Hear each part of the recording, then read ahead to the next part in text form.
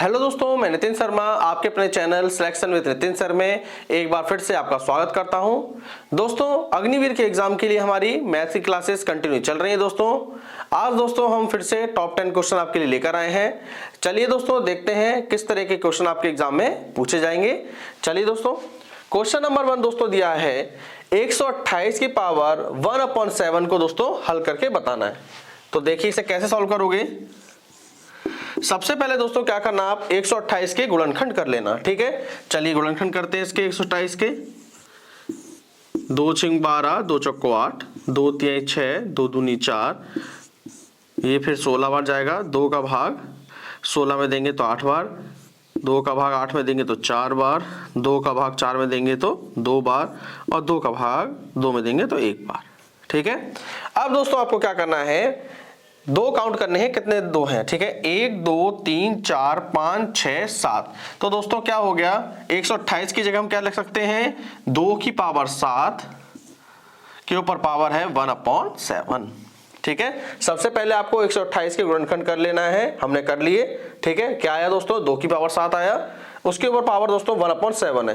दोस्तों हम अच्छे से जानते हैं अगर किसी भी संख्या के ऊपर पावर होती है, यानी कि आप ये समझ लो अगर पावर के ऊपर पावर है, पावर के ऊपर पावर हो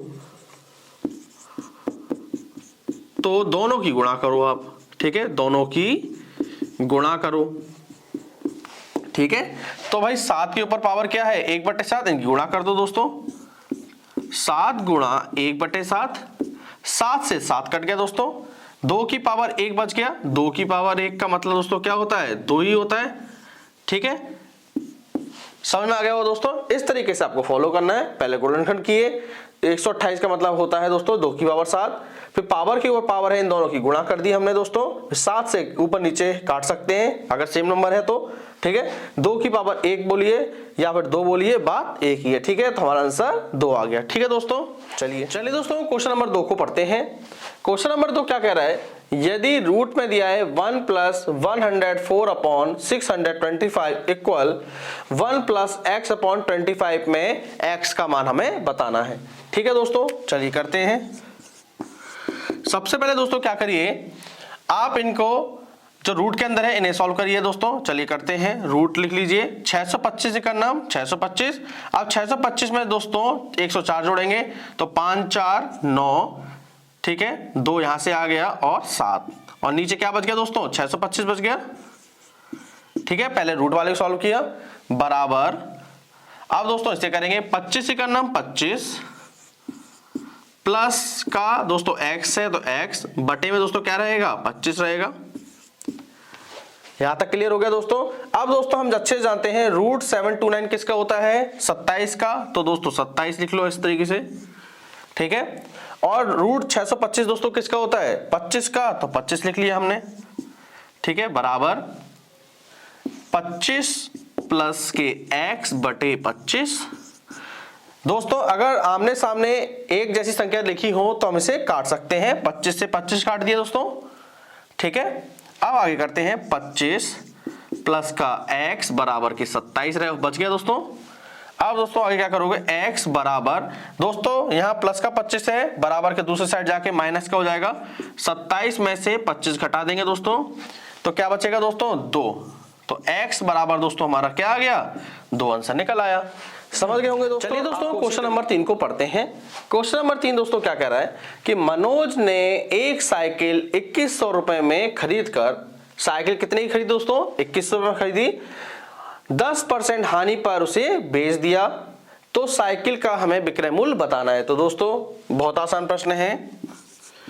क्या हुआ दोस्तों, हम खरीद कर रहे हैं साइकिल 2100 रुपए की। ठीक है, अब हमने क्या किया, उसपे 10% हानि पर बेच दिया। जब दोस्तों 10% हानि पर बेचना हो तो 100 में 10 कम कर देना। 100 में 10 कम कर देंगे दोस्तों तो कितना रह जाएगा, 90। ठीक है भाई, 10% हानि है तो 90 बटे 100। अगर लाभ होता तो 110/100 करते, ठीक है। हानि है इस वजह से हमने क्या किया, 90/100 किया। हमेशा आपको 100 में से प्लस और माइनस करना है, ठीक है। हानि है तो माइनस करना, 100 में से 10 कम करके लिखना। अगर आपका लाभ है तो प्लस 10 करके रखना 110 को।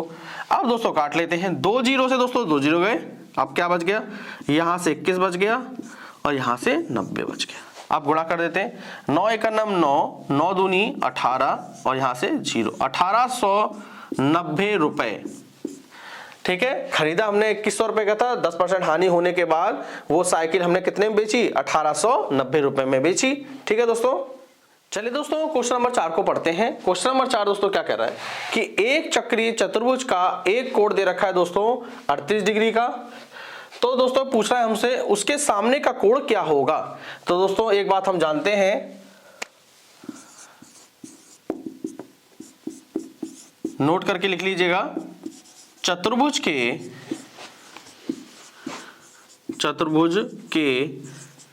आमने सामने, चतुर्भुज के आमने सामने के कोण का योग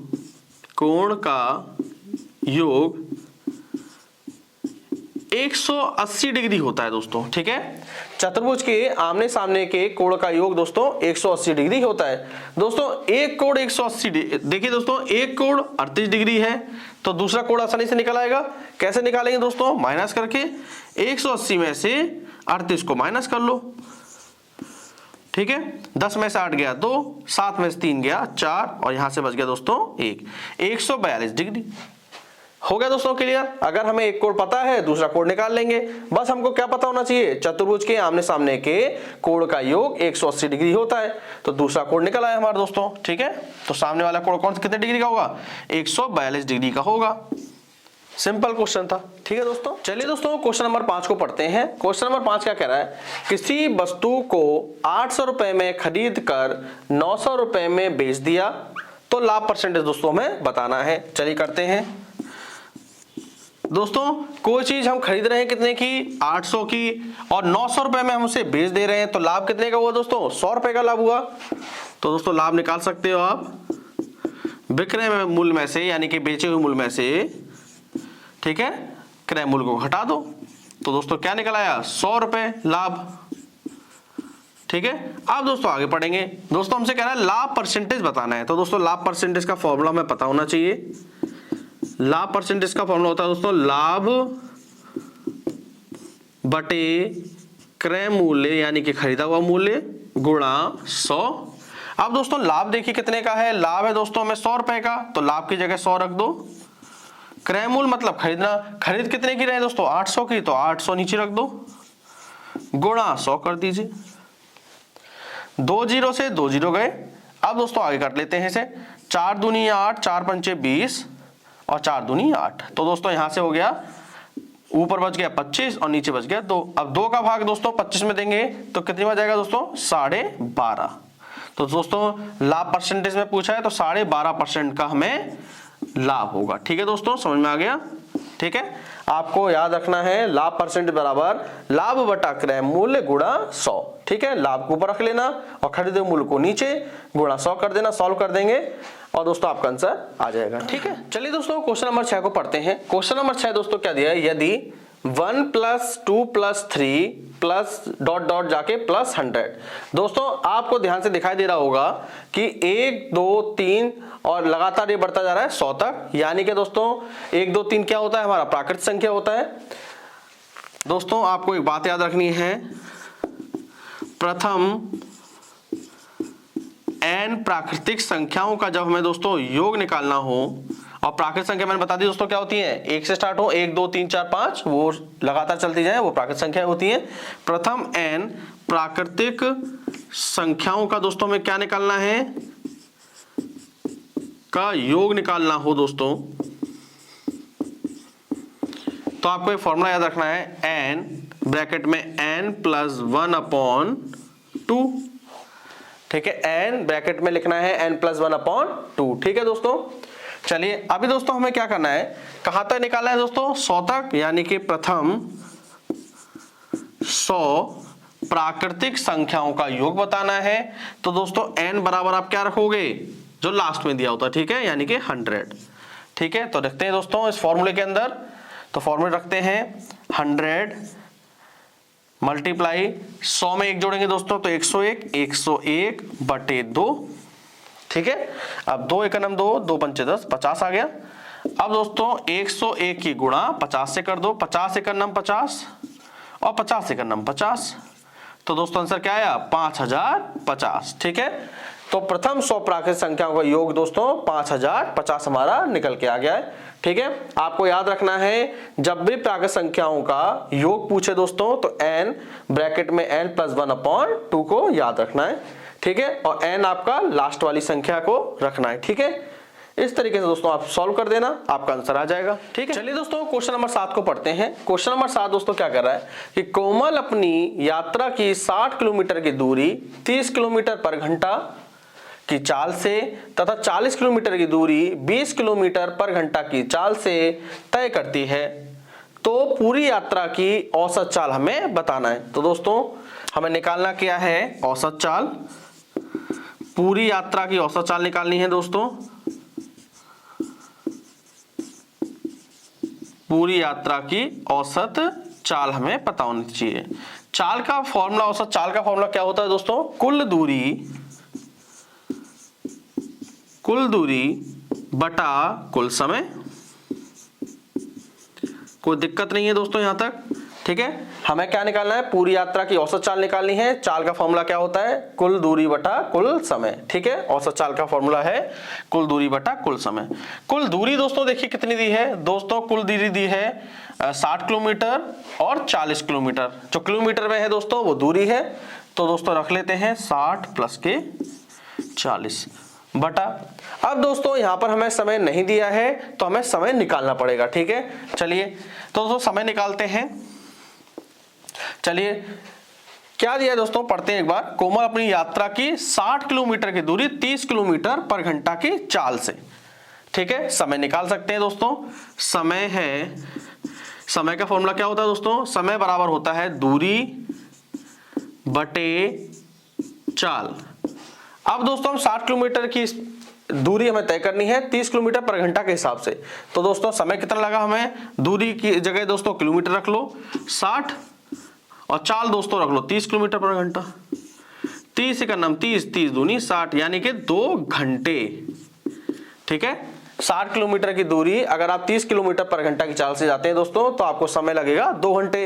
अब दोस्तों आगे बढ़ेंगे, 40 किलोमीटर की दूरी, फिर दोस्तों समय बराबर दूरी बटे चाल।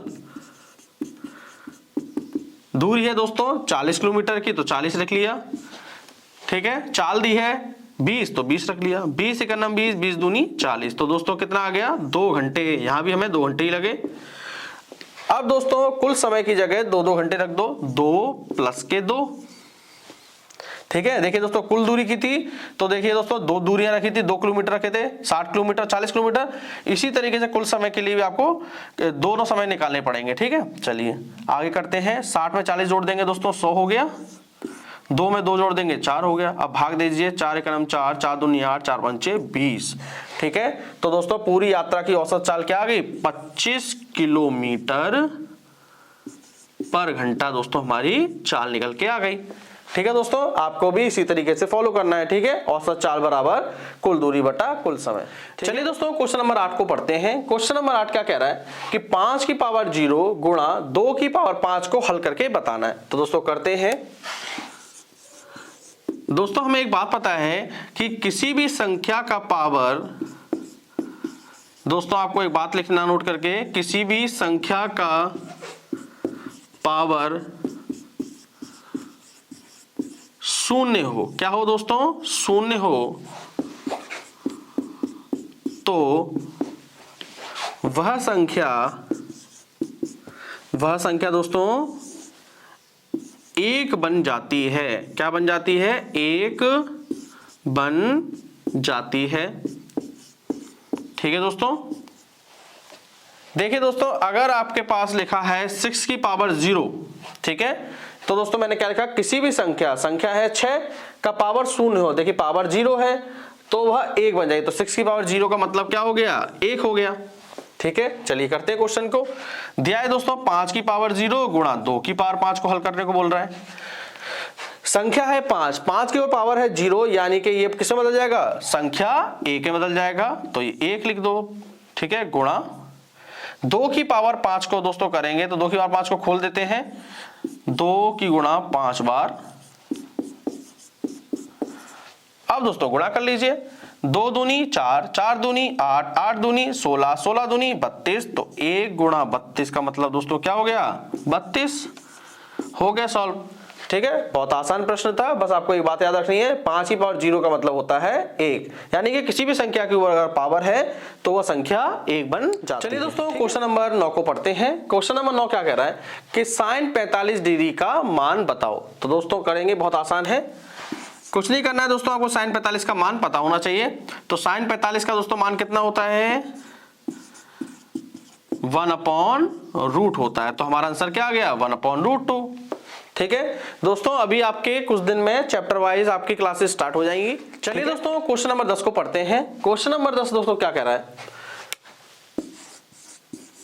ब्रैकेट में है दोस्तों 203 - 43। पहले दोस्तों इसे सॉल्व करते हैं। चलिए, 3 में से 3 गया दोस्तों तो 0, ठीक है, और 10 में से 4 गया दोस्तों तो 6, ठीक है, और 1 आपके बच गया 160।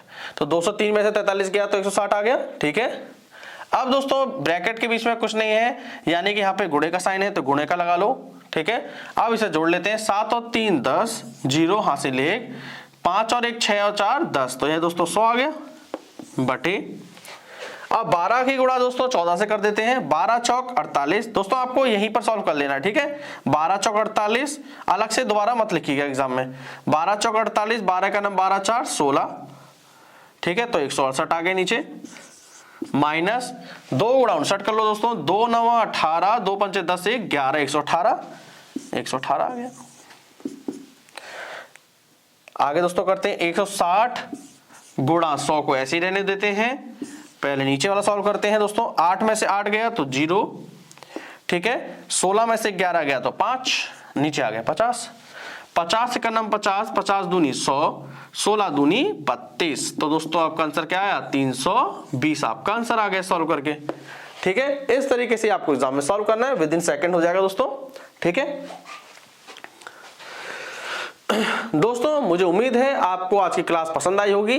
दोस्तों आपसे रिक्वेस्ट है, प्लीज इस चैनल को लाइक करें, शेयर करें और सब्सक्राइब दोस्तों जरूर करिए। ठीक है दोस्तों, आप दोस्तों सब्सक्राइब करेंगे तो हमारा हौसला इसी तरीके से आगे भी बढ़ता रहेगा दोस्तों। थैंक यू दोस्तों, हम मिलते हैं अपनी अगली क्लास में और नए क्वेश्चन के साथ। थैंक यू दोस्तों।